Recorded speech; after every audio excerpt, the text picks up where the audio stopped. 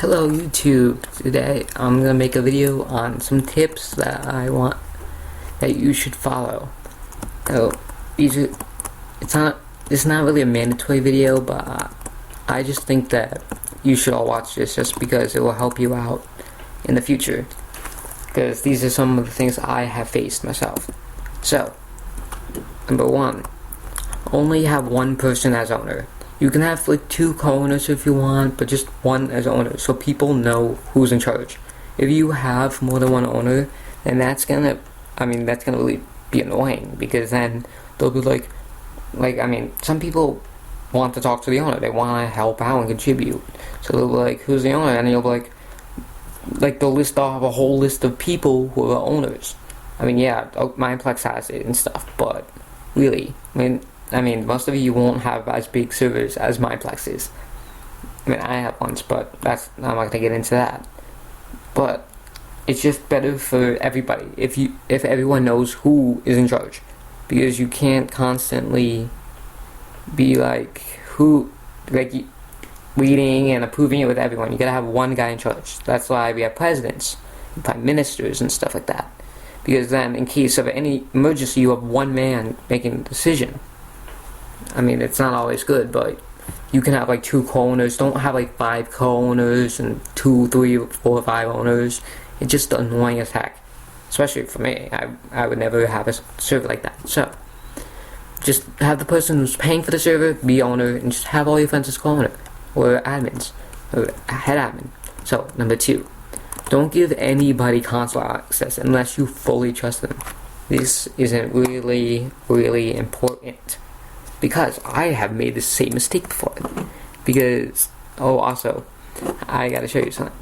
Do not give people all this information and your password. You seeing this right now does not affect anybody, but if you have my password and stuff, then they could put it into the FileZilla program, which I'll show you in a future video, and get all your stuff. I'm not worried because you guys don't see my password and you have no clue what it is, because I really haven't typed it in front of you, I don't think, and it's almost impossible to guess. It's the most randomest thing ever. So, don't give anyone console access or any information on your console.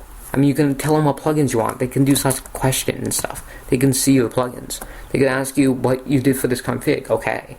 But just don't give them access, like your login, or access to your console.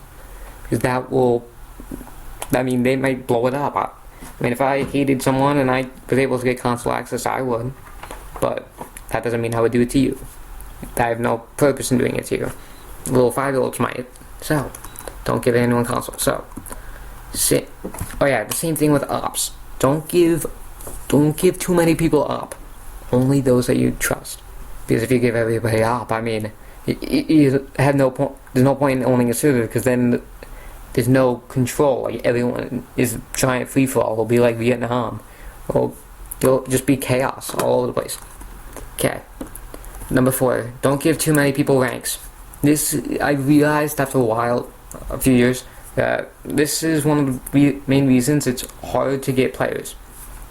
If you have too many players, let's say you make a new server, okay?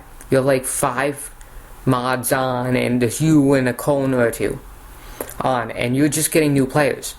The thing is, players like to stay where other players are. They like to simulate and stuff. And they like to find friends. And if there is one of them and 5 and 6 of them breathing down the neck, being oh, hey, you need help, you need blah blah blah. Help is great, but really, there's no one likes to play alone.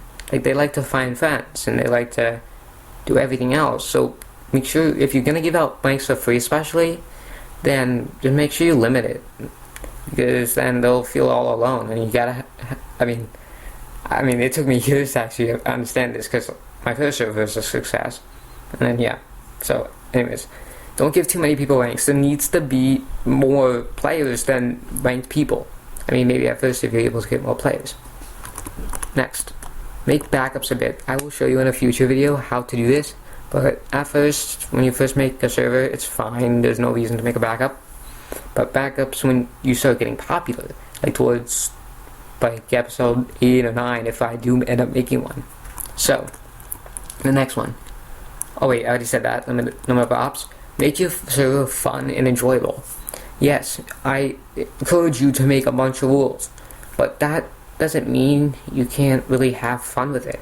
Now, make your server unique. Like, add something that nobody else has. Like, I'll show you how to do ender plots. You can make ender plot worlds and stuff.